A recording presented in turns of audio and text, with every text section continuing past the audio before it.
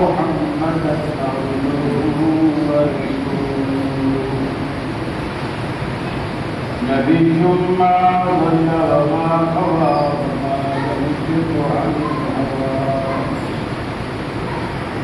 وصلى الله عليه وبارك وسلم وعلى آله وصحبه وأزواجه صلاة دائما سرمدا. أما بعد فأعوذ بالله من الشيطان الرجيم. بسم الله الرحمن الرحيم.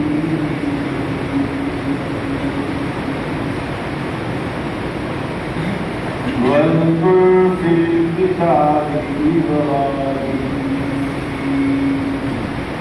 إنه كان صديقا نبيا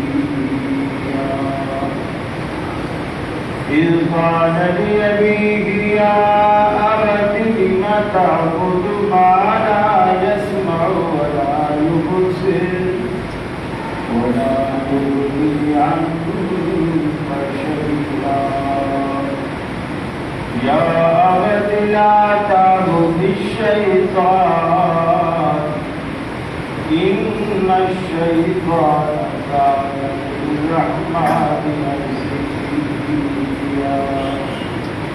يا أبت إني قد جاءني من العلم ما لم يأتك فاتبعني أهدك صراطا سويا.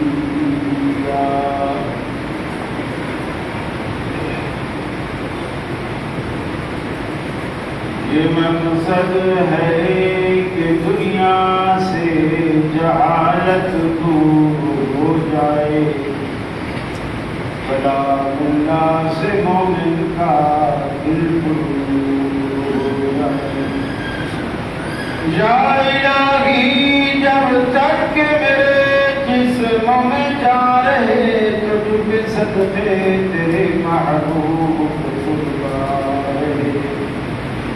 میں رہوں یا نہ رہوں پر تجھی ہے یہ دعا دین احمد اور عزت قرآن.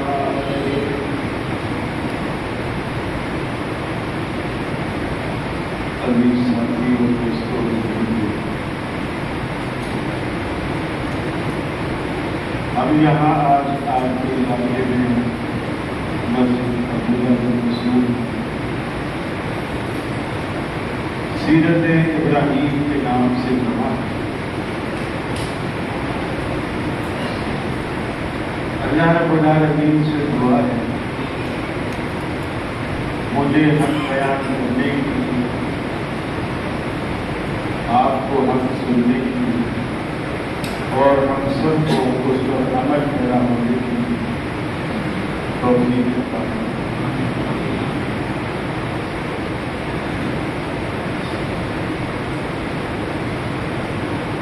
اللہ نے دنیا کو صحیح راستہ دکھانے کے لیے انبیاء کا سلسلہ چلا اور خاص بنی اسرائیل میں اللہ نے انبیاء کا طویل سلسلہ چلا.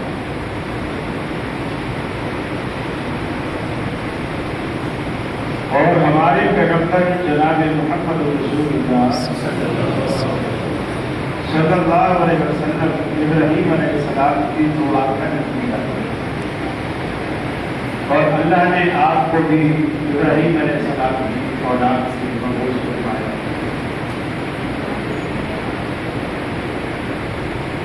کتنی بڑی سعادت کی بات ہے کہ اللہ نے ابراہیم علیہ السلام کو پیغمبر بنایا، پھر ان کے بیٹے حضرت اسحاق کو بھی پیغمبر بنایا، پھر ان کے بیٹے حضرت اسماعیل کو بھی پیغمبر بنایا، پھر آپ کے پوتے یعنی حضرت اسحاق کے بیٹے حضرت یعقوب کو بھی پیغمبر بنایا، پھر آپ کے پرپوتے یعنی حضرت یعقوب کے بیٹے حضرت یوسف علیہ السلام کو بھی پیغمبر بنایا،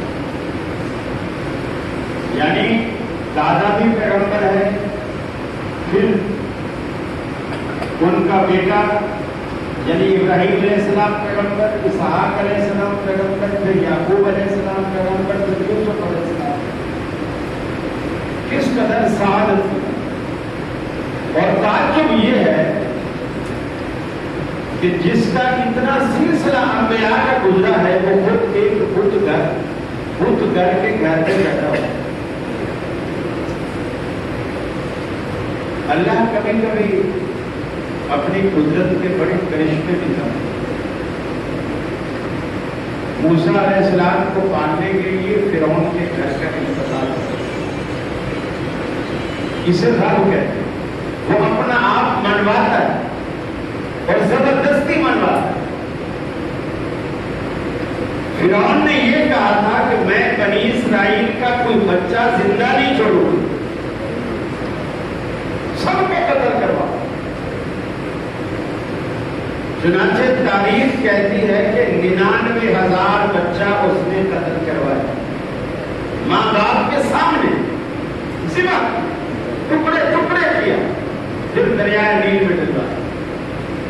لیکن جس بچے کے لیے اس نے 99,000 بچہ قتل کروایا، اللہ تعالیٰ نے اس بچے موسیٰ علیہ السلام کو فرعون کے گھر میں پایا، جسے کہتے ہیں رب رکھے تو کون چلے۔ اللہ اپنی قدرتیں اپنی طاقتیں دکھاتا ہے، تو یہ ہے تو میں بھی یہ ہوں، تو حالانکہ میرا بندہ ہے، میں تیرا رب ہوں، پھر تو میرے مقابلے میں کھڑا ہوتا ہے۔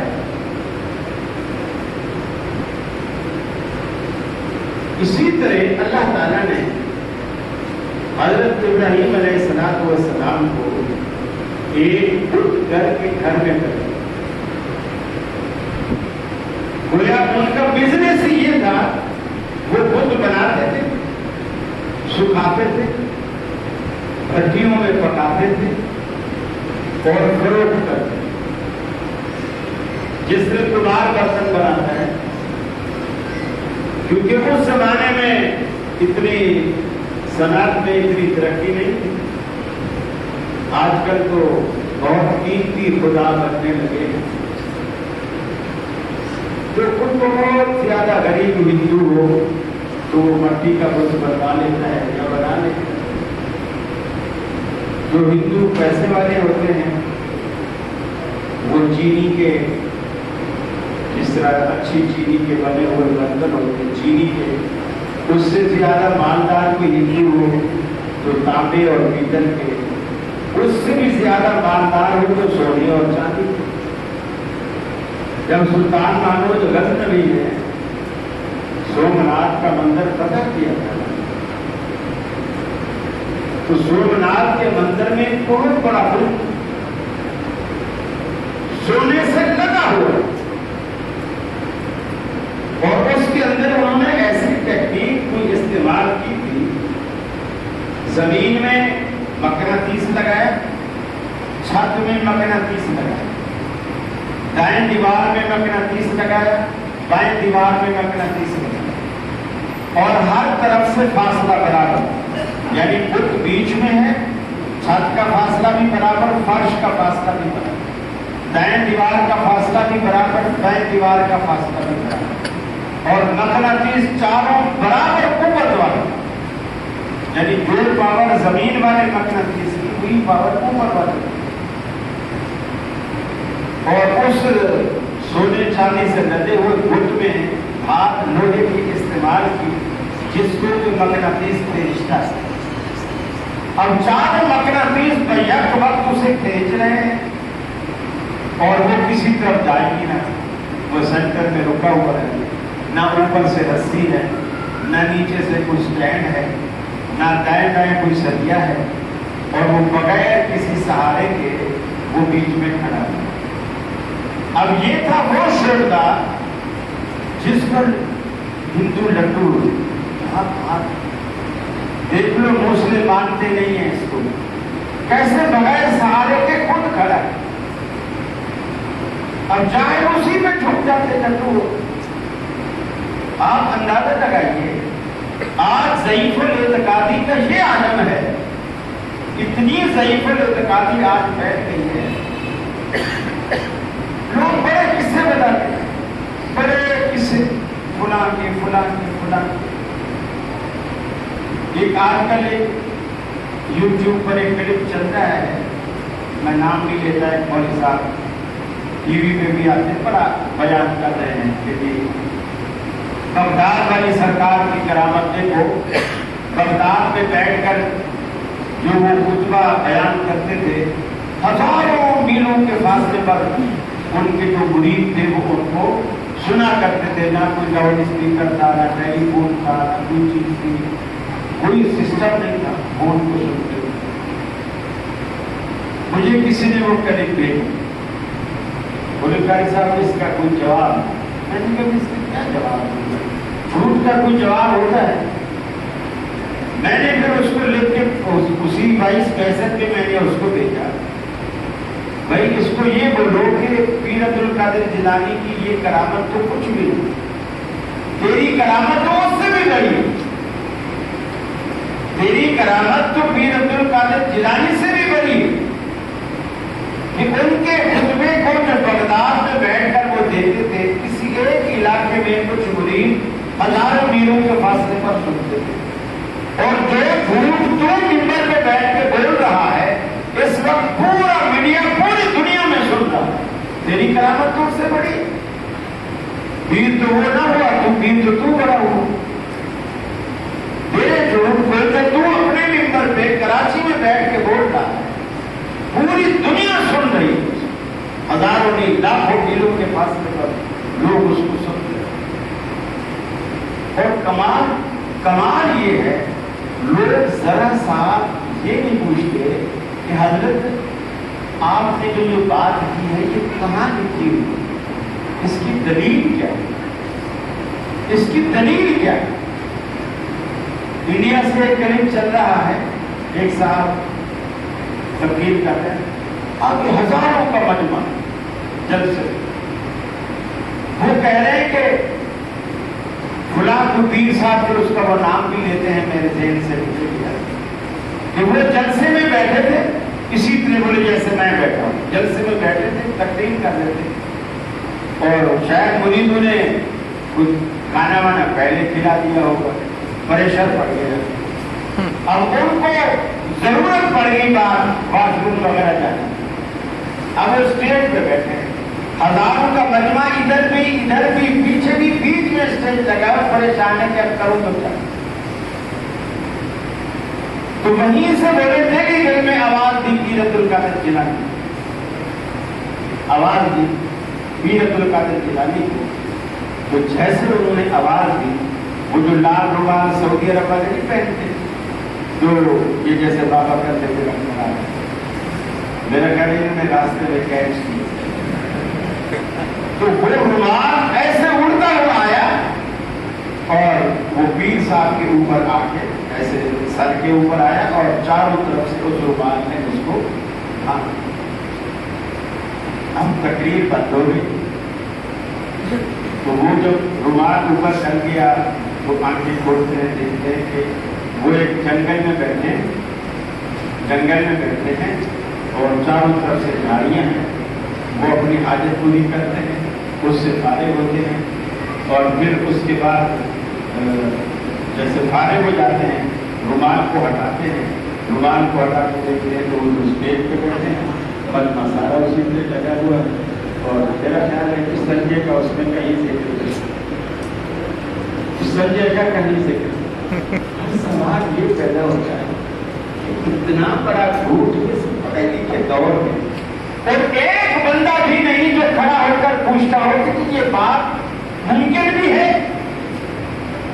اور کسی نے یہ بھی نہیں کہا کہ اسٹیج پہ جو پھٹے لگے ہوئے یہ اٹھا کے دیکھو کہیں اس نے گندگی یہی تو نہیں کرتی، کے پلے نہیں پڑتے.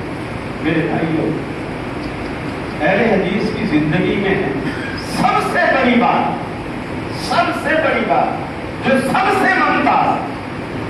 جو سب سے ممتاز ہے ہماری زندگی میں، سب سے بڑی بات وہ یہ ہے کہ کوئی بھی بات محمد رسول اللہ صلی اللہ علیہ وسلم کے سوا کوئی بھی بات کرے، آپ اس سے دلیل مانگو.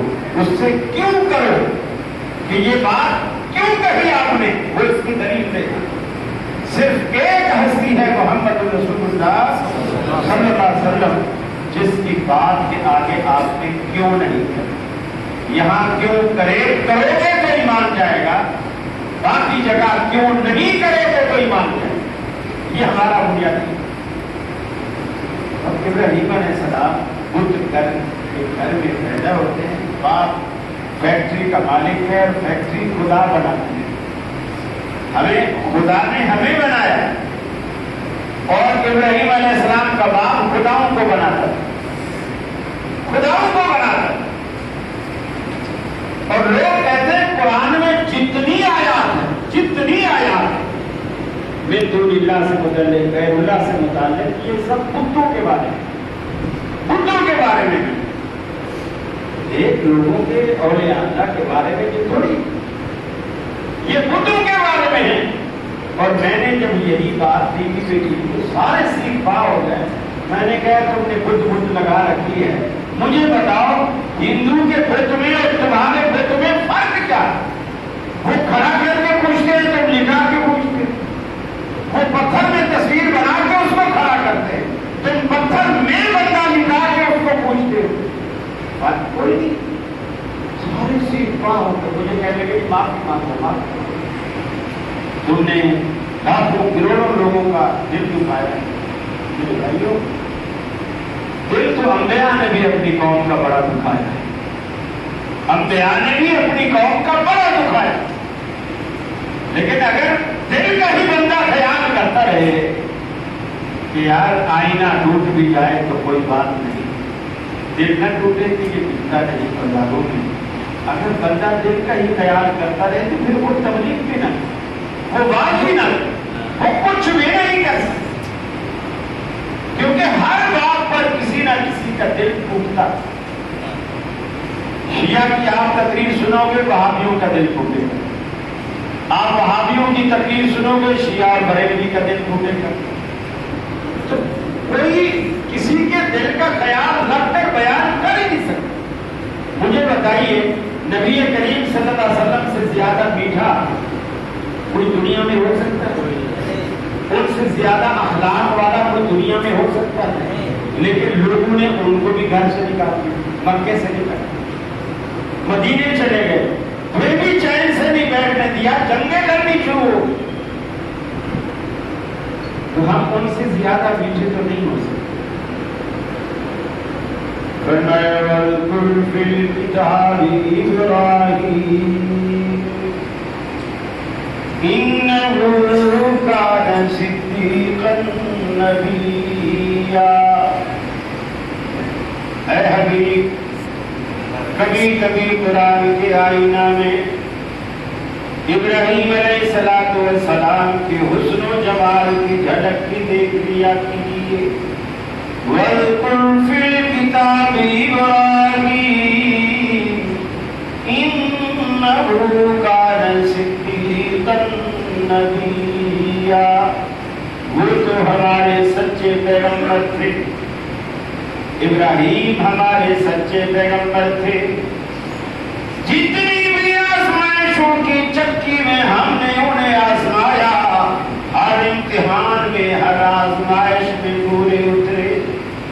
ہم نے بڑے مشکل امتحانوں میں ڈالا.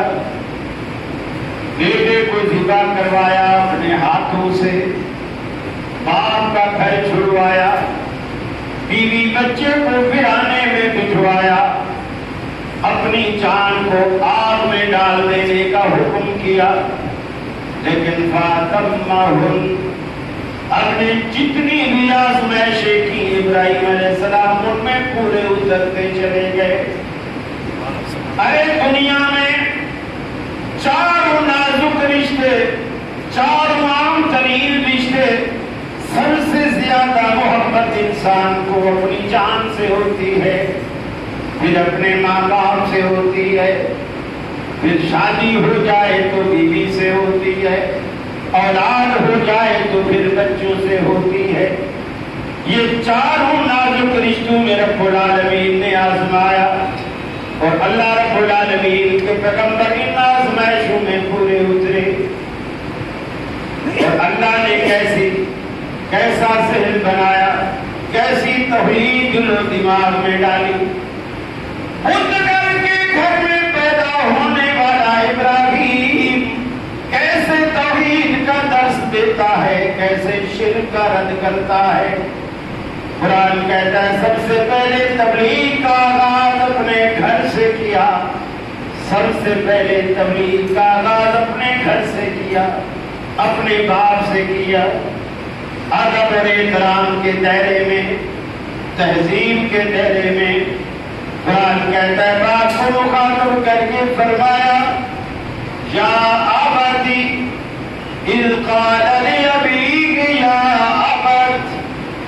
جب ابراہیم علیہ السلام اپنے باپ کو مخاطب کر کے کہتے ہیں میرے پیارے ابا جان، یا ابتی، اے میرے پیارے ابا جان، لما تعبد ما لا يسمع ولا يبصر، آپ کیوں عبادت کرتے ہو؟ نبی کے علاوہ ہر جگہ کیوں کیا جائے گا؟ ہر کسی سے کیوں کر کے سوال ہوگا؟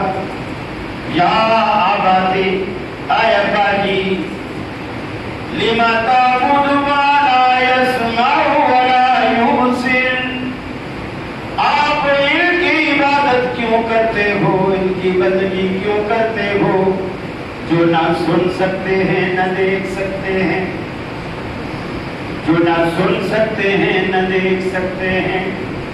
آپ ان کے آگے دعائیں مانگتے ہو، روتے ہو، گڑ گڑاتے ہو، یہ تمہاری دعاؤں کو، تمہاری پکار کو سن نہیں سکتے۔ لا يسمعون دعاکم، ارے تم قیامت تک پکارتے رہو، یہ تمہاری پکار کو سن نہیں سکتے۔ ولا یوسر، تم ان کے آگے مٹھائیاں رکھتے ہو، ان کے آگے سجدے کرتے ہو، یہ تمہیں دیکھ نہیں سکتے، تمہارے سارے کام غلط چلے جاتے ہیں۔ وہ رب دیکھتا بھی ہے، سنتا بھی ہے، مانتا بھی ہے، قدرت والا بھی ہے، کر سکتا بھی ہے، اس سے کیوں نہیں مانگتے؟ ارے زندہ رب کو چھوڑ کر مردوں کے پیچھے کیوں پڑے ہوئے ہو؟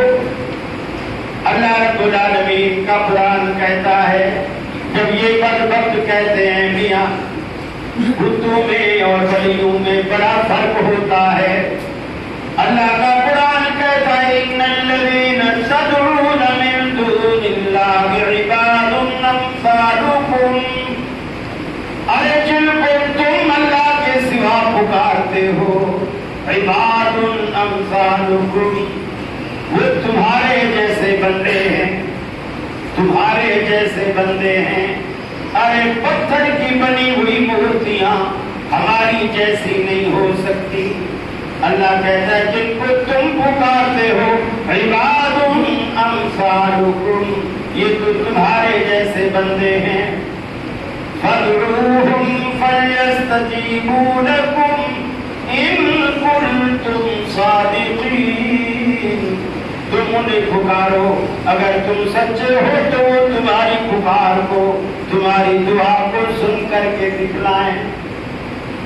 اللہ نے قرآن پاک میں فرمایا أَلَهُمْ أَرْجُلٌ يَمْشُونَ بِهَا أَمْ لَهُمْ أَيْدِي يَبْطِشُونَ بِهَا أَمْ لَهُمْ أَعْيُنٌ يُبْصِرُونَ بِهَا أَمْ لَهُمْ آذَانٌ يَسْمَعُونَ بِهَا، ارے جن کو تم اللہ کے سوا پکارتے ہو ان کے وہ کان ہیں جن سے سن سکیں، ان کی وہ آنکھیں ہیں جن سے دیکھ سکیں، ان کی وہ زبان ہے جس سے بول سکے، ان کے وہ ہاتھ ہے جس سے से छू सकें, इनके वो पाँव हैं जिनसे चल सकें। हमने इनके जिस्म से रूह को निकाल डाला, हमने करंट को निकाल दिया। अब ये चौधरी वडेरे जो भी थे सारे के सारे, अब दुनिया इनको मुर्दा कहती है, दुनिया इनको मैयत कहती है। बड़े से बड़े नाम मिट जाते हैं मरने के बाद। मरने वाले कितना भी दुनिया का अमीर तरीन आदमी, उसकी चारपाई का जनाजा जब रख दिया जाता है मस्जिद में, कोई ये नहीं कहता फलां बढ़ेगी, फलां बढ़ेगा, ये चारपाई है, फलां बढ़ेगी, ये चारपाई है। ऊंची ना बोलो, ऐसा बोलो। लोग कहते मियाँ मैयत पड़ी है, चौधरी का नाम भी मिट जाता है, मैयत पड़ी है। अरे एक दिन हमने भी मर जाना है, हमारे नामो निशान में भी मिट जाना है। दुनिया मैयत बोलेगी। अल्लाह कहता हम जब रूह निकाल लेते हैं, फिर उनके कान होते हैं लेकिन सुन नहीं सकते, आंखें होती हैं देख नहीं सकती, जुबान होती है बोल नहीं सकती, हाथ पांव होते हैं मगर हरकत नहीं कर सकते। मुझे बतलाइए, दुनिया का कोई बुजुर्ग से बुजुर्ग आदमी भी मरने के बाद गुस्ल खाने में गुस्ल करने खुद गया हो, ऐसा दुनिया में कोई बुजुर्ग नहीं मिलेगा। कोई मस्जिद से जनाजा अपना पढ़वाने के बाद चारपाई से निकल कर कब्रिस्तान तक खुद गया हो, ऐसा कहीं नहीं सुनोगे। बड़े से बड़ा बुजुर्ग भी आपके कंधों का मोहताज होता है कि आप उसे कंधे पर सवार करके ले जाते हैं। अल्लाह दुनिया को दिखाता है, देखो ये बड़ा पहुंचा हुआ था, आज इसमें इतनी भी ताकत नहीं कि कब्रिस्तान का सफर खुद तय कर सके। अरे वो इस्तंजा तक करने की सलाहियत नहीं रखता, गासिल मैयत उसका इस्तंजा करवाता है। मुझे बताओ अगर वो जिंदा होता तो ऐसा करने देता कभी भी? इब्राहिम अलैहिस्सलाम ने पूछा, या आबादी लिमा ताबुदु मा ला यस्माउ व ला युबसिर, ये देखने से भी कासिर, सुनने से भी कासिर, आप ऐसे मासूमों की इबादत क्यों करते हो? अरे जो देख नहीं सकता हम उसे दुनिया में नाबीना कहते हैं, माजूर कहते हैं। जो सुन नहीं सकता हम उसे बहरा कहते हैं, माजूर कहते हैं। इब्राहिम अलैहिस्सलाम ने अपने बाप से पूछा, लिमा ताबुदु मा ला यस्माउ व ला युबसिर व ला युगनी अन्का शैआ। अब्बा जी ये तो माजूर हैं, सुनने से भी कासिर, देखने से भी कासिर, चलने फिरने से भी कासिर, कुछ भी तो नहीं कर सकते और आपको किसी चीज से बेनियाज नहीं कर सकते, आपको किसी चीज का कोई फायदा नहीं दे सकते। ये बिल्कुल बेकार है इनको पुकारना। इब्राहीम अलैहिस्सलाम ने अमली तौर पर भी करके दिखाया। कौम के लोग आए, इब्राहीम आज मेले का दिन है, खुशी का दिन है, हम चाहते हैं आप भी हमारे साथ चलो। उस वक्त के रिवाज के मुताबिक लोग सितारों पर बड़ा यकीन रखते। इब्राहीम अलैहिस्सलाम ने ऊपर नजर डाली, फनज़र नज़रतन फिन नुजूम फ़क़ाल इन्नी सक़ीम। सितारों में नजर डाली, सितारे को देख करके कहा तो मैं बीमार हूँ, मेरा तो सितारा गर्दिश में लगता। ये भी इब्राहीम अलैहिस्सलाम की एक वाहिदाना चाल थी। लोग चले गए, बुत खाने खाली छोड़ गए, मिठाइयां उनके आगे रख गए। इब्राहीम अलैहिस्सलाम ने देखा मौका बड़ा अच्छा है, बुत खाने में पहुंच गए। पहले सवाल किया, अरे बदबख्त वाला ताकुलून, इतने खूबसूरत रंग बिरंगे लड्डू जलेबियां नुक्ती दाने सब तुम्हारे आगे रखे हैं, कम वक्त तो खाते क्यों नहीं हो? अला ताकुलून, کہیں سے کوئی جواب نہیں آیا. ہتھوڑا تو لے کر گھر سے گئے, سب کو تہس نہس کیا, کسی کا بازو توڑا, کسی کا پورا کچمر بنا دیا, بڑے کا بھی کچھ انگلیاں ناک کان کچھ نہ کچھ کاٹے, لیکن پورا نہیں توڑا. ہتھوڑا اس کے کندھے پر چھوٹے سارے حضرتوں کا صفایا کرنے کے بعد کلہاڑا اعلیٰ حضرت کے کندھے پر رکھ دیا. اعلیٰ حضرت کے کندھے پر کلہاڑا رکھ دیا. جب قوم کے لوگ آئے, اپنے خداؤں کا حشر دیکھا, سارے کے سارے پریشان, یہ ہوا کیا ہے؟ کسی نے کہا کہ یار بتاؤ یہ کس کی کارستانی ہو سکتی ہے؟ لوگوں نے اپنے اپنے اندازے لگائے. کسی نے کہا یقال لہ ابراہیم, ارے اور کون ہو سکتا ہے, وہ جو روز ہمیں نصیحتیں کرتا ہے, یہ کچھ نہیں کر سکتے, کچھ نہیں سنتے, کچھ نہیں دیکھتے, ہمیں تو اسی کا کیا دھرا لگتا ہے. ابراہیم علیہ السلام کا بلاوا آ گیا, پوری کی پوری برادری کی پنچایت بیٹھ گئی. ابراہیم علیہ السلام کو پنچایت میں کھڑا کیا گیا اور پوچھا گیا انت فعلت ھذا بآلہتنا یا ابراہیم, اے ابراہیم یہ ہمارے خداؤں کے ساتھ یہ حشر تو نے کیا ہے کیا؟ ابراہیم علیہ السلام کہتے ہیں قال بل فعلہ کبیرہم ھذا فاسألوہ, مجھے تو یہ سارا اس طرح جو سرکنا کندھے پر ہتھوڑا رکھ کر بیٹھا ہے, مجھے تو سارا اسی کا کیا دھرا معلوم ہوتا ہے. سب کے سر شرم سے جھک. ابراہیم علیہ السلام کو جملے خود نہیں کہنا چاہتے تھے, ان کے منہ سے کہلوانا چاہتے. اب وہ سوچ میں پڑ گئے, یہ تو بات ٹھیک ہے کہ کندھے اس کے بلانا رکھا ہوا, لیکن یہ تو پتھر کے توڑ کیسے سکتے, ایک پتھر دوسرے پتھر کو توڑ کیسے سکتے. اب جو انہوں نے اپنی عقل کے گھوڑے دوڑائے, شرم سے جھک بھی گئے اور کہا ابراہیم تجھے تو پتہ ہے, آپ جو کہہ رہے ہو فاسالو, اس سے پوچھو.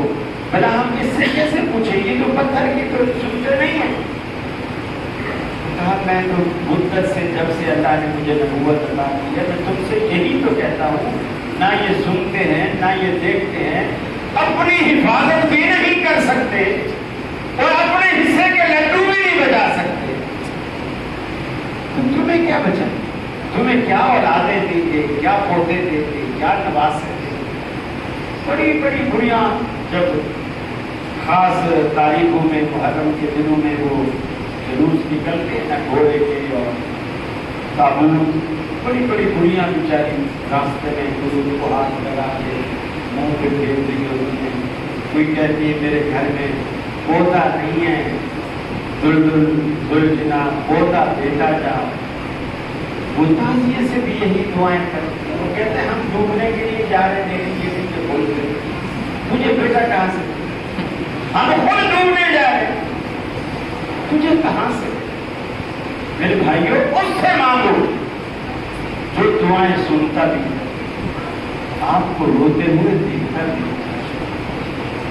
آپ اگر رات کی اندھیری رات میں گھر میں مصلی بچھا کے بیٹھے آدھی رات کو آپ رو رہے ہیں اور اللہ کے آگے رو رہے, اپنے گناہ یاد کر کے رو رہے, اپنی ضرورتیں رو رو کر اللہ کے آگے رکھتے ہیں.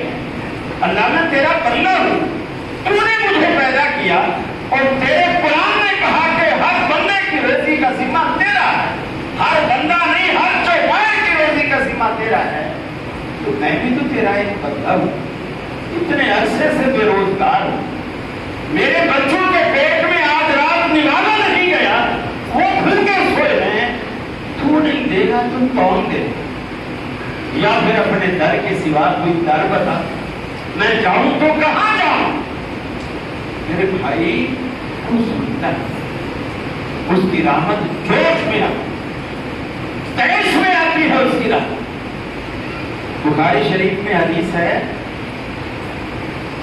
एक बंदे ने किसी से कर्जा लिया, लेकिन ये ज़हन में रखो, ये कुदरत के नज़ारे उस वक्त होते हैं जब आप कर्जा लेने के बाद कर्जा वापस करने में मुखलिस हो, और लेते वक्त अगर आपकी नीयत ये होती है ना, ये तो पागल है जो कर्जा ले रहा है, मेरी चालों का इसको पता नहीं, पहले पता नहीं कितने हजार लोगों के मैंने पैसे खाए, ये बेवकूफ है फिर दे रहा है मुझे, तो फिर अल्लाह रब्बुल आलमीन आपकी कोई मदद नहीं करे, कोई आपको जिंदगी भर इस काबिल बनाता ही नहीं कि आप किसी का कर्ज उतार सकें, इस काबिल नहीं बनाता, सारी जिंदगी आप ही की मांगते रहेगा। उस बंदे ने कर्ज लिया, उस जिससे कर्ज लिया उसने कहा यार मैं तुझे जानता नहीं, तेरे घर का भी अता पता मुझे मालूम नहीं। उसने कहा मैं दरिया के पार रहता हूँ, और उसने कहा यार चलो कोई गवाह बताओ, उसने कहा अल्लाह मेरा गवाह। उसने कहा चलो ठीक है कोई सामने, क्योंकि मैं तुझे नहीं जानता, उसने कहा अल्लाह मेरा सामने।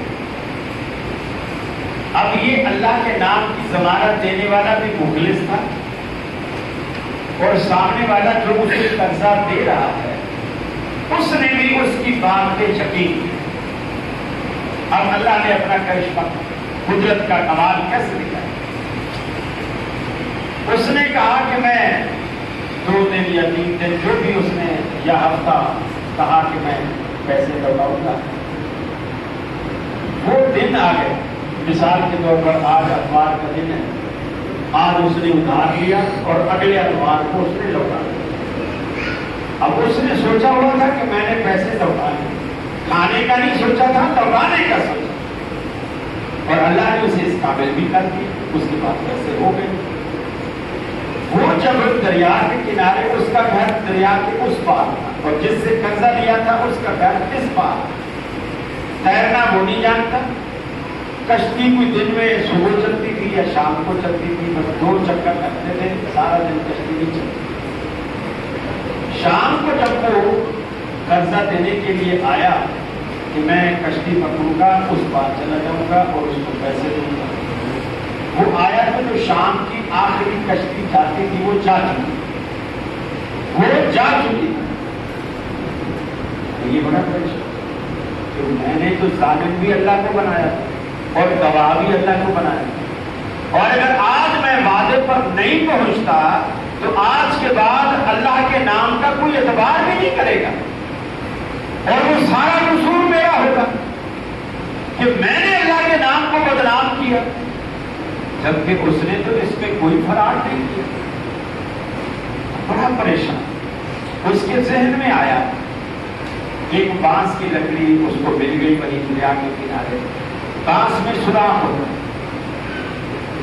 उसने उस सुराख वाली लकड़ी को पकड़ा लिया और एक खत लिखा उसी बंदे का नाम, और जितने पैसे उसने देने से बोली उसी सुराख में अंदर डाल दी, खत भी अंदर डाल दिया, दोनों सिरे किसी चीज से टाइट करके बंद कर दिए, और दरिया में डालते हुए उसने कहा कि या अल्लाह, मैंने तुझे जामिन बनाकर, तुझे गवाह बनाकर मैंने दी, और मैं देना चाहता हूं, लेकिन मैं दरिया पार नहीं कर सकता और कश्ती मौजूद नहीं, लिहाजा मैं तेरे नाम पर इसको दरिया में डालता हूं, उस तक पहुंचाना तेरा।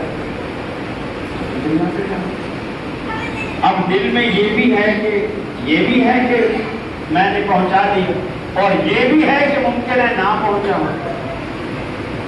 उधर से वो जो कर्ज दिया था जिसने, वो भी अखबार वाले दिन दरिया के किनारे आ गया, इंतजार करने लगा। यार उस बंदे ने कहा था आखिरी कश्ती भी आ गई, वो अभी तक नहीं आया, इस चक्कर सोच विचार में था। इतने में उसने देखा कि बांस का टुकड़ा बहता हुआ जहां वो खड़ा था दरिया के किनारे, वहीं आते हुआ उसने कहा चलो घर में जलाने के काम आ जाएगा। उस जमाने में आपकी ये सुई गैस वगैरह नहीं होती थी, लोग लकड़ियां जलाते, जलाने के काम आएगा। اب گھر لے گیا, ڈال دیا, رات کو اس نے چلو گیلا ہے تو دھوپ پی جائے گا. صبح اٹھا تو اس کو اس نے چیرا, کیونکہ بانس تھوڑا موٹا ہوتا ہے تو چولہے میں ڈالنے کے لیے بھی اس کے کئی پیس کروں گا, لمبا لمبا چیروں. جیسے اس نے چیرا اندر سے ویسے نہیں. پھر دیکھا تو اندر سے خط دکھتا. اس نے خط پڑھا تو اسی بندے کا تھا. خوش ہوا اور حیران بھی ہوا کہ اللہ نے کیسے پیسے اس تک پہنچائے. دوسرے دن صبح کی کشتی میں پھر بندہ واپس آ گیا دوسرے پیسے لے کر. ممکن ہے پہلے پیسے نہ پہنچے. اب یہ بھی کتنا ایماندار ہے, اس کو یہ نہیں کہتا. وہ جو دوبارہ پیسے دینے لگا تو آج کل اگر ہمارے یہاں کا کوئی بندہ ہوگا تو بتاتا ہی نہیں کہ کل مجھے کوئی بانس کا ٹکڑا ملا تھا اور اس میں تیرے پیسے تھے اور مجھے کوئی چٹھی اس میں مل گئی تھی, تیرے پیسے ملے. ہاں ہاں تو نے تو کل کا وعدہ کیا تھا, آ جا رہا ہے, وہ بھی ہتھیا لیتا پیسے. لیکن دونوں طرف سے اخلاص تھا. ان دونوں کی اللہ نے مدد کیسے کی. کوئی کشتی نہیں, کچھ نہیں, کوئی اوپر ایڈریس نہیں لکھا ہوا, کوئی اتا پتا نہیں. قرض لینے والے کے دل میں اللہ نے ڈالا کہ تو دریا کے کنارے پہ جا. اس کے دل میں اللہ نے ڈالا کہ پیسے بانس میں ڈال. بانس کو اللہ نے کہا کہ اس کے قدموں پہ جا کے رک جا. وہ رکا, گھر گیا, اس نے چیرا, اس میں سے وہ ساری امانت اس کو مل گئی. اور اللہ تعالیٰ نے دونوں کی کس طرح مدد.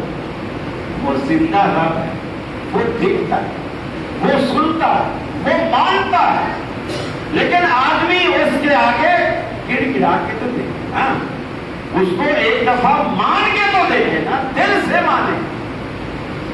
ماننے سے, اور میں کہتا ہوں پتھر موم ہو جاتے ہیں. سچی بات ہے, وہ تو زندہ رب ہے. حدیث میں آتا ہے ایسا بندہ جس نے ساری زندگی گناہوں کی دلدل میں گزاری ہو, اب بڑھاپے میں جو چاروں طرف سے مایوس ہو گیا.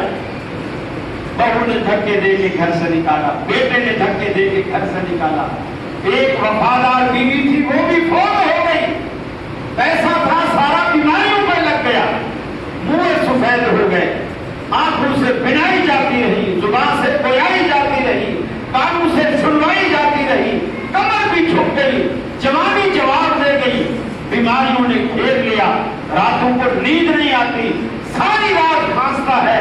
بچوں نے عورتوں کے کہنے پر اس بوڑھے باپ کو دھکے دے کے گھر سے نکالا کہ یہ بڈھا ساری رات نہ سوتا ہے نہ سونے دیتا ہے. اب وہ گھر سے نکل کر مسجد میں آتا ہے اور پہلی دفعہ زندگی میں 80 سال بعد اس کے محلے میں مسجد تھی, لیکن کبھی دروازہ مسجد کی تحریر اس نے پار نہیں کی. آج 80 سال بعد اس نے مسجد کی تحریر پار کی اور پہلا جملہ منہ سے کہا, امن یجیب المضطر اذا دعا, اے بے کسوں کی فریاد سننے والا. آج یہ بوڑھا بھی بے کس اولاد سے دھتکارا ہوا, زمانے سے دھتکارا ہوا, آج تیرے دروازے پر آیا ہے. حدیث میں آتا ہے اللہ تعالیٰ کہتا ہے مجھے حیا آتی ہے کہ میں اس بندے کے ہاتھوں کو خالی لوٹا. اس کے ہاتھوں کو اللہ خالی لوٹاتے ہوئے حیا کرتا, شرم کرتا. لیکن ہمیں شرم نہیں آتی, ہمیں شرم نہیں آتی. اس کو پکارتے ہوئے, اس سے مانگتے ہوئے, اس کے آگے گڑگڑاتے ہوئے. میرے بھائیوں, آج ہم کیوں مصیبتوں میں پھنسے ہوئے؟ اسی لیے پھنسے ہیں کہ ہم نے رب کو چھوڑ دیا, ہم نے رب کو بھلا دیا ہے. یہ توحید معمولی بات نہیں, بہت بڑی بات. بہت جس کو توحید مل گئی نا, اس دنیا اور آخرت کے خزانے, دنیا اور آخرت کے خزانے مل گئے جس کو توحید. ابراہیم علیہ السلام نے دوسری بات کی اپنے پاس فرمایا, یا ابت لا تعبد الشیطان, ابا جی شیطان کی عبادت نہ کرو.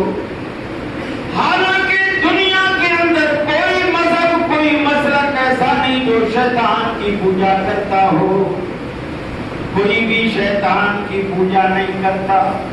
لیکن ابراہیم علیہ السلام نے کہا ابا جی لا تعبد الشیطان, شیطان کی عبادت نہ کرو. اس لیے کہ اللہ کو چھوڑ کر جس کی بھی عبادت کی جائے وہ شیطان کی عبادت ہے. باپ سے کہا شیطان کی عبادت نہ کرو. ان الشیطان کان للرحمن عصیا. یہ شیطان رب کا بڑا نافرمان ہے، رب کو ناراض کرنے والا، رب کا بڑا دشمن ہے. اللہ نے قرآن میں کہا ان الشیطان لکم عدو فاتخذوہ عدوا. ارے شیطان تمہارا دشمن ہے، تم بھی اسے دشمن سمجھو. لیکن ہم نہیں سمجھتے. ابراہیم علیہ السلام نے اپنے باپ سے کہا یا ابتی انی قد جاءنی من العلم ما لم یأتک فاتبعنی اہدک صراطا سویا. اے ابا جی، اللہ نے مجھے علم عطا کیا ہے، میرے پاس وحی آتی ہے معلوم یاتک جو تیرے پاس نہیں آتی. اللہ نے مجھے ایسا علم عطا کیا ہے جس سے تو محروم ہے، تجھے عطا نہیں کیا. اللہ نے میرے سر پہ رسالت اور نبوت کا تاج سجایا. عمر میں تو بڑا ہے، ہو سکتا ہے رشتے کے اعتبار سے بھی تو بڑا ہے. تو میرا باپ ہے، میں بیٹا ہوں. تو بڑا ہے، میں چھوٹا ہوں. لیکن اللہ نے جو علم مجھے عطا کیا ہے، اس علم کا تقاضا یہ ہے کہ تو باپ ہونے کے باوجود میرے پیچھے چل. فاتبعنی اہدک صراطا سویا. میرے پیچھے چلو ابا جی، میرے نقش قدم پہ چلو، میں تمہیں سیدھے راستے پر لے چلوں گا. دنیا میں سیدھا راستہ صرف وہی ہے جس کو پیغمبر اختیار کرتا ہے. ابراہیم علیہ السلام نے اپنے باپ کو وہی دعوت دی جو آج اہل حدیث آپ کو دیتے ہیں. ہم کہتے ہیں ساری دنیا کو چھوڑ دو، ایک محمد عربی کے نقش قدم پر چلو. کوئی باپ ہے تو بھی مجبور ہے، کوئی بیٹا ہے تو بھی مجبور ہے. جب تک محمد عربی کے اسوے کو نہ اپنائے گا، آپ کے پیچھے نہ چلے گا. یاد رکھو اللہ نے جنت کے 8 دروازوں میں سے ایک دروازہ بھی ایسا نہیں بنایا جو محمد عربی کی دستک کے بغیر کھلے گا. کوئی بھی دروازہ محمد عربی کی دستک کے بغیر کھلنے والا نہیں. ان کے پرچم تلے آ جائیے، توحید کو اپنا لیجیے، عبادت کا طریقہ رسول اللہ کا اختیار کیجیے، سنتوں کا مذاق نہ اڑائیے. میاں یہ لوگ رفع الیدین کرتے ہیں، یہ لوگ مکھی اڑاتے ہیں، یہ لوگ مچھر اڑاتے ہیں. پہلی دفعہ تو مکھیاں تم بھی اڑاتے ہو، مچھر تم بھی مارتے ہو. پہلی دفعہ تو سارے کرتے ہو، دوسری دفعہ تمہیں کیوں موت پڑ جاتی ہے؟ اللہ کے حبیب کی اتنی پیاری سنت. حضرت وائل ابن حجر رضی اللہ تعالیٰ عنہ فرماتے ہیں، جو بالکل آخری صحابی مولانا تقی عثمانی حفظہ اللہ وہ بھی اپنی تحریروں میں لکھتے ہیں درس ترمذی میں سب سے آخر میں ایمان لانے والے صحابی وائل ابن حجر ہیں.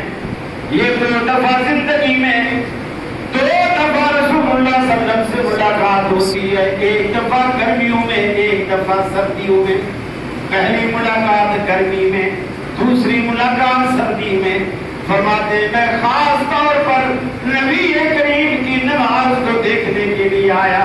جب میں گرمیوں میں آیا تو آپ نے اوپر کوئی کپڑا نہیں اوڑھ رکھا تھا.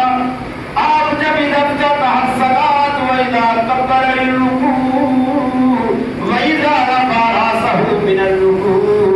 جب آپ نماز شروع کرتے، جب آپ رکوع کے لیے جھکتے، جب آپ رکوع سے اٹھتے، رفع یدیہ کذالک، اپنے ہاتھوں کو اسی طرح اٹھایا کرتے تھے. حلوہ من کے گئے اور شامت اذنیہ، یا کانوں کی روح کے برابر یا کندھوں کے برابر آپ ہاتھوں کو اٹھاتے. 6 مہینے گزر جانے کے بعد میں نے آخری ملاقات اللہ کے رسول سے کی. اب سردیوں کا موسم تھا. سردیوں کے موسم میں اللہ کے رسول نے अपने ऊपर चादर ओढ़ रखी थी सर्दी की वजह से, और मैंने देखा, खास तौर पर देखा, फरमाते मैंने देखा जिस तरह गर्मियों में नमाज पढ़ते थे आपने सर्दियों में उसी तरह पढ़ी। फर्क सिर्फ ये था कि आप अपनी शान के बाहर हाथों को निकालते, रफ़ुल यदैन करते, रुकू को जाते हुए, रुकू से उठते हुए, नमाज शुरू करते हुए कपड़े के अंदर हाथ छुपा कर रफ़ुल यदैन नहीं करते, कपड़े से बाहर निकाल कर करते। गोया अल्लाह के हबीब ने अपनी उम्मत को बता दिया, मौसम चाहे सर्दी का हो या गर्मी का, रफ़ुल यदैन तुम्हारे पैगंबर की ऐसी महबूब सुन्नत है जिसे आपने सर्दियों में भी याद रखा, गर्मियों में भी याद रखा। अगर आप कपड़े में छुपा के करते, कुछ को नजर आता, कुछ को ना आता, कुछ कहते गर्मियों में की जानी चाहिए, सर्दियों में तो अल्लाह के रसूल नहीं करते थे, लेकिन आपने 12 महीने किया। एक मरतबा तालीम के तौर पर हदीस में आता है अल्लाह के रसूल ने मिंबर पे खड़े होकर नमाज पढ़ाई। हालांकि नमाज तो मुसल्ले पे पढ़ाई जाती है, मिंबर पे तो खुतबा दिया जाता है, मिंबर पे सीढ़ियां होती हैं।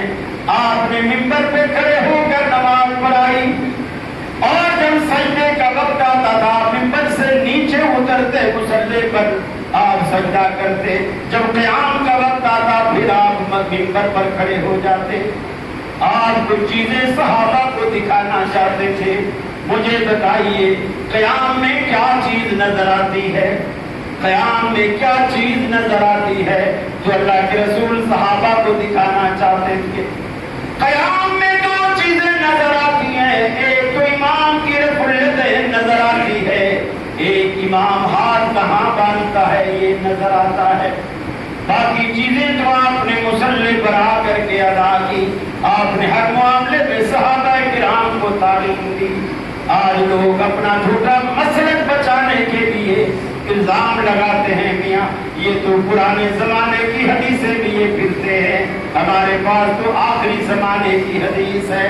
जो आखिरी जमाने का सहाबी रफ़ुल यदैन को बयान करता है, तो इससे ज्यादा आखिरी जमाना और कहां से लाओगे।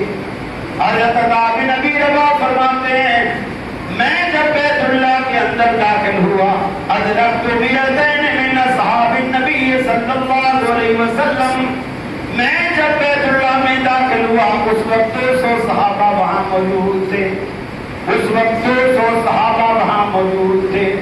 जब जमात खड़ी हुई, इमाम ने गैर मग़दूबि अलैहिम वलद्दालिन कहा, फरमाया 200 के 200 सहाबा को मैंने सुना, रफ़अू अस्वातहुम, उन्होंने अपनी आवाजों को बुलंद करके आमीन कहा।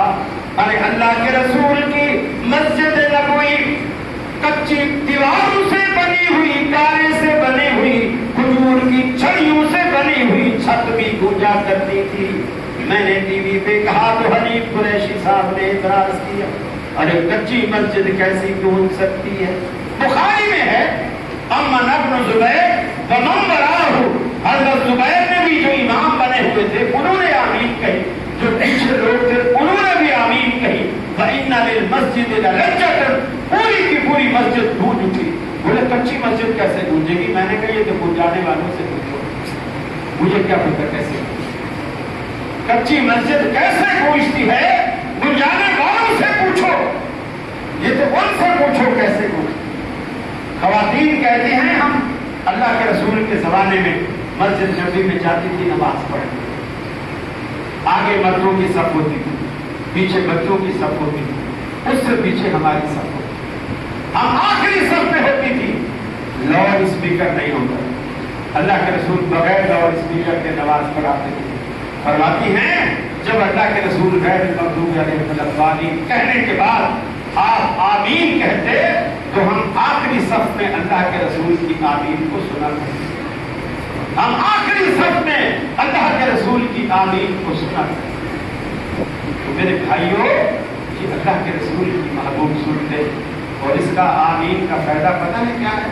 बुखारी शरीफ में आता है कि जब इमाम आमीन कहता है, मुक्तदी आमीन कहते हैं, उसी वक्त आसमानों पर फरिश्ते आमीन कहते हैं। फ़इन्नहु मुवाफ़क़ तअमीनहु तअमीनल मलाइकत गुफ़िर लहु मा तक़द्दम मिन ज़म्बिह।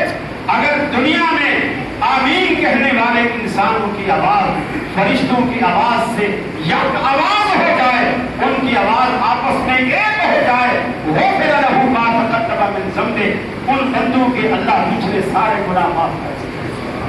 सिर्फ एक आमीन कहने से। अल्लाह तो बख्शने पर खुदा हुआ है, अल्लाह तो बख्शने पर खुदा हुआ। अरे उसकी रहमत पुकारती है, गुनाहगार चाहिए, एक हम ही उसके दर पर नहीं आते। इब्राहीम अलैहिस्सलाम ने बाप को नसीहत की, फरमाया इन्नी कद जाअनी मिनल इल्म मा लम यअतिक फत्तबिअनी अहदिका सिरातन सवीया। अब्बा जी मेरे पीछे चलो, मैं आपको सीधे रास्ते पर ले चलूंगा, क्योंकि मैं पैगंबर हूं, तू पैगंबर नहीं। अल्लाह ने मुझे नबी बनाया, तू नबी नहीं। बाप बेशक है, हालांकि छोटों को बड़ों के पीछे चलना चाहिए, तू बाप है, मुझे तेरे पीछे चलना चाहिए। लेकिन जो मनसब अल्लाह ने मुझे अता किया है, इस मनसब का तकाजा ये है कि फिर वो छोटा हो या बड़ा, जब ये रिसालत और नबूवत का ताज उसके सर पे सच जाएगा, फिर उसका हक है कि कोई बड़ा है या छोटा उसके पीछे चले। और यही हमारी दावत है। अल्लाह से दुआ है अल्लाह रब्बुल आलमीन मुझे भी और आपको भी अमल की तौफीक अता फरमाए और आपको नवाना अल्हम्दुलिल्लाह।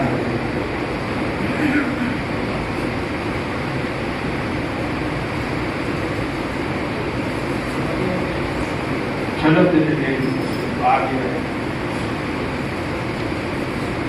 किसी साथी के जहन में सवाल हो तो आप कर सकते हैं, क्योंकि हर रोज तो हम नहीं आते हैं। आप भी मेरे ख्याल में 10-15 साल बाद आ गए। आपकी मोहब्बत का बेहद शुक्रिया। आप सारे यहाँ इतनी निचावत तो नहीं है, तो आप नहीं कहते तो मैं खुश हूँ। फिर मैं समझता मेरे लिए बैठे, आपने लगा कि मेरा दिल तो आप तो मोहब्बत आधी आधी होगी, कुछ मेरे लिए कोई चालू नहीं। आपके जहन में कोई सवाल है तो आप कर सकते हैं, बेशक लिख के भी अगर नहीं दे सकते तो कोई बात नहीं, अदब और तहजीब के जहन में रखते हुए अपनी जगह पर खड़े होकर आप कर सकते हैं। तलाक लेना जायज़ है किस्त पर, और अगर वो तलाक किस्त पर लेते हैं तो महंगा मिलता है और वो नक़्द में सस्ता मिलता है। कुरान और हदीस की रोशनी में जवाब दे। सिर्फ तलाक की बात नहीं है, कोई भी चीज़ अगर उसकी नक़्द और उधार की कीमतों में फ़र्क है वो ना करें। मम्बा बयातैन फलहू कसोमा अबितिबा। अल्लाह के हबीब ने कहा कोई भी किसी चीज़ की दो कीमतें रखता है, दो सौदे बनाता है, और वो दो कीमतें नक़्द में और है, उधार में और है, तो फरमाया उसमें जो कम वाली कीमत है वो हलाल है, और जो उसमें ज़्यादा कीमत है वो सूद है। तो जाहिर बात है कम कीमत नक़द वाली होती है और ज़्यादा कीमत उधार वाली होती है। अगर कोई शख्स किस्तों में कीमत नहीं बढ़ाता तो फिर कोई नहीं, और कोई शख्स क्यों खड़ा हो अभी टाइम खत्म हो। हाँ एक उसका शेर सुना सुना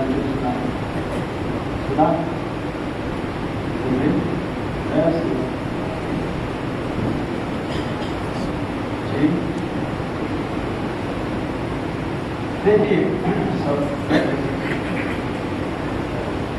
सवालात का भी एक तरीका होता है, थोड़ा नहीं मालूम। मैं मुख्तसर उसूल पर सवाल है कि खुला मसलक वाले के पीछे नमाज हो सकती है। इसका जवाब ये है मुशरिक और काफिर इसके पीछे नमाज नहीं होती। जो शिर्क नहीं करता अहले तौहीद है, बिदअत नहीं करता, उसके पीछे नमाज नहीं होती। अब खुला मसलक वाला आप देखते रहे वो शिर्क करता है तो उसके पीछे नहीं होती, अगर शिर्क नहीं करता तो होती। और कुछ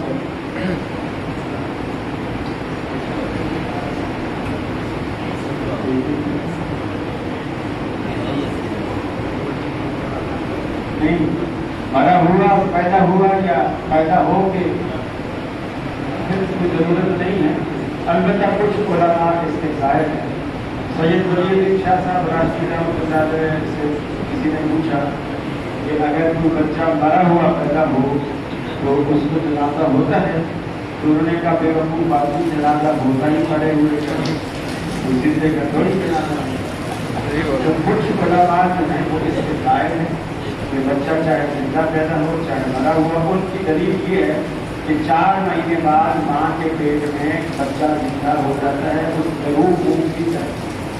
وہ کہتے ہیں پھر وہ بعد میں اگر فوت بھی ہوا ہے تو زندگی تو اس کو ملی. اور جو کچھ قائل ہیں نہیں ہیں وہ یہ کہتے ہیں کہ دنیا میں آتے ہوئے اگر اس نے ایک سانس کی ایک چیز ماری تو اس کا جنازہ ہوگا. اگر پیٹ میں پہلے سے مر گیا اور پھر پیدا ہوا تو اس کا جنازہ نہیں. اور کچھ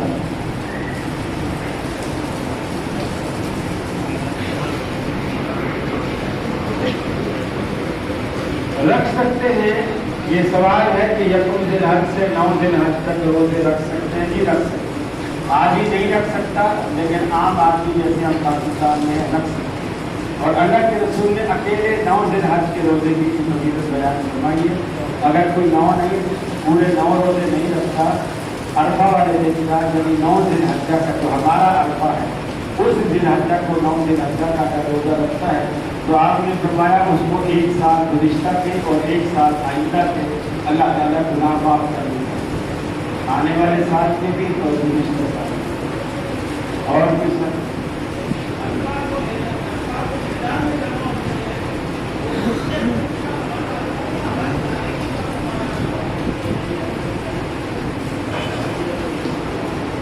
دیکھیے آپ جس چاند سے روزہ رکھتے ہیں اسی چاند سے آپ نے لیلۃ القدر بھی منانی ہے, اسی چاند سے عرفہ بھی منانا ہے, اسی چاند سے عید بھی منانا ہے. اگر آپ عرفہ کو مناتے ہیں تو پھر حدیث میں یہ بھی ہے کہ یوم عرفہ کے اگلے دن اللہ کے رسول عید کی نماز پڑھتے تھے.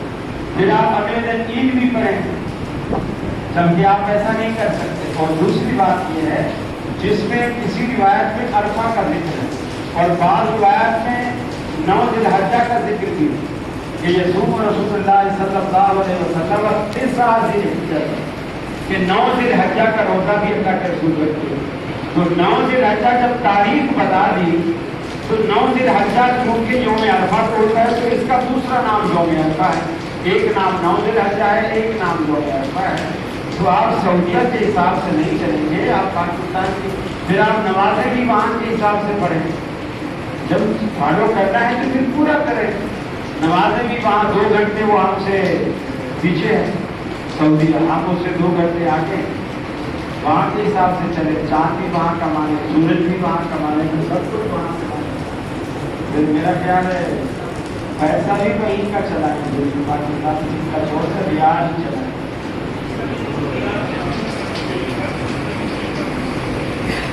دیکھیے بازار وغیرہ میں اور عام چلتے پھرتے گھر میں راستے میں تو آپ کل جو ذی الحجہ کا چاند دکھے گا تو اس کے بعد آپ شروع کر سکتے پورا.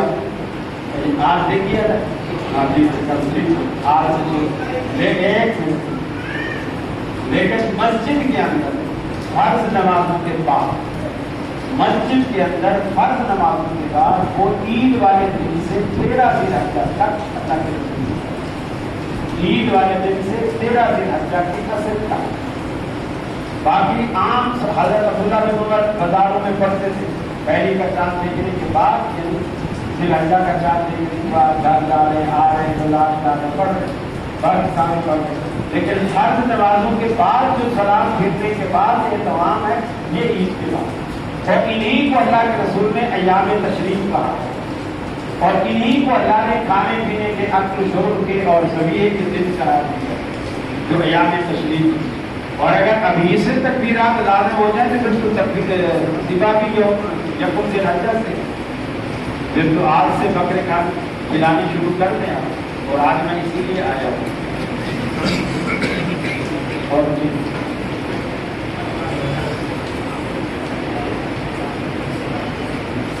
بالکل سب سے بڑا ہے وہ تو سینگ ٹوٹا ہوا ہو گیا، بہت بڑا ہے۔ یہ آج کل بڑے فراڈ ہو رہے ہیں۔ آج ہی مجھے کسی نے ویڈیو بھیجی، وہ اس کے سینگ پلاسٹک کے لگے ہیں، بالکل ہو بہو دانت کے سامنے سے اس کے جو بیل کا سینگ ہوتا ہے بالکل اسی شکل کے، اسی رنگ کے، اسی بنائی کے، لیکن اس کو وہ ہاتھ سے پکڑ کے یوں کرنے سارے یعنی وہ چپکائے ہوئے کسی چیز کے ساتھ وہ ہل رہے۔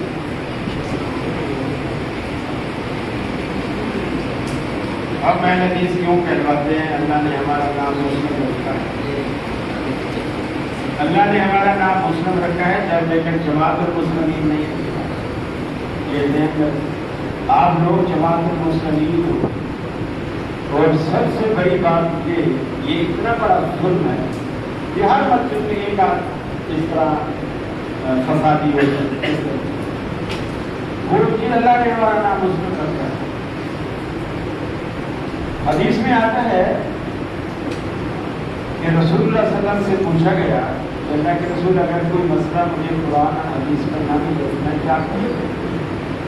آپ نے فرمایا پھر تو مسلمانوں کے امیر کی طرف رجوع کر۔ اس نے کہا یا رسول اللہ اگر مسلمانوں کا کوئی ایسا زمانہ ہو کہ مسلمانوں کا کوئی امیر نہ ہو تو پھر میں کیا کروں؟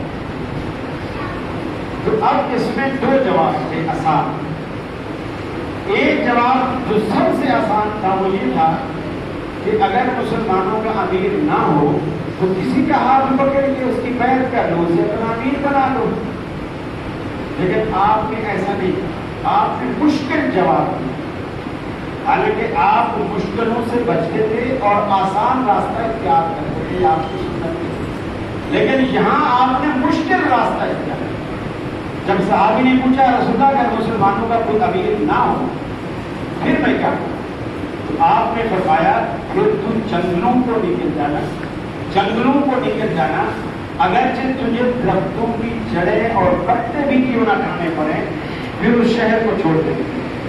ایک وقت تھا کراچی میں جب جماعت المسلمین کی بنیاد ڈالی گئی، پہلے یہ غربا میں تھے کہ غربا اہل حدیث سے تعلق رکھتے تھے، عبدالستار سعودی کے شاگرد تھے، اور پھر بعد میں 1965 میں انہوں نے اس کی بنیاد ڈالی۔ شروع میں یہ بریکٹ میں اہل حدیث جماعت المسلمین بریکٹ میں اہل حدیث لکھتے تھے، اس کے بعد پھر جب ان کا تھوڑا کوئی کھولنے لگا، کچھ مرید بڑھ گئے تو پھر انہوں نے وہ بریکٹیں ختم کر دی، پھر جماعت المسلمین رہنے دیا۔ اب سوال یہ ہے کہ جب ان کے اس حدیث کی روشنی میں انہوں نے ایسا دور پایا کہ مسلمانوں کا امیر کوئی نہیں تھا، تو انہوں نے ان کو کراچی چھوڑ کر جی ایم سید کے گاؤں میں جنگل میں جا کے رہنا چاہیے تھا، یا عزیز آباد میں اپنا مرکز قائم کر کے اپنا ہاتھ پھیلا کے لوگوں سے بیعت لینی شروع کر دینی چاہیے تھی؟ کیا کرنا چاہیے تھا؟ جنگل میں جانا۔